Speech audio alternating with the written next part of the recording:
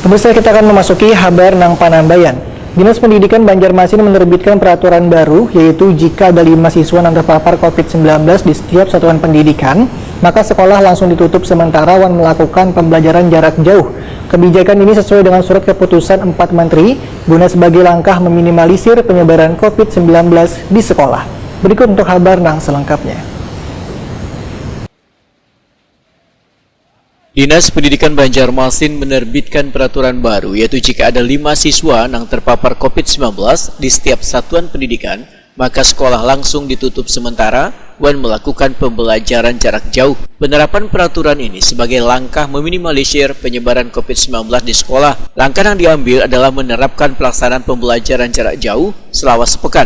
Demikian dipedakan PLT Kepala Dinas Pendidikan Banjarmasin Nuryadi Wahitakuni Prima TV Baisukan Senin 7 Februari 2022. Menurut Nuryadi, bagi sekolah yang kadada didapati peserta didik atau guru pengajar yang terpapar COVID-19 masih bisa melaksanakan pembelajaran tatap muka. Dinas Pendidikan pun mengeluarkan kebijakan baru, yaitu pembelajaran tatap muka dengan sistem 50% dari jumlah siswa di kelas. Kebijakan ini sesuai dengan surat keputusan 4 Menteri terkait pelaksanaan pembelajaran tatap muka di tengah pandemi COVID-19 yang berada di level 2 PPKM di seluruh wilayah Kalimantan. Nuryadi menyatakan, Dinas Pendidikan Banjarmasin terus melakukan monitoring ke seluruh satuan pendidikan dan peserta didik yang sebelumnya terpapar COVID-19.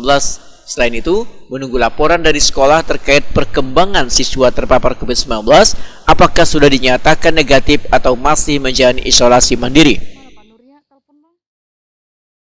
Sekolah-sekolah yang banyak siswanya, ya kalau memang kami di atas 5 siswa itu kami PJJ-kan semuanya, nah dalam 1 minggu ke depan.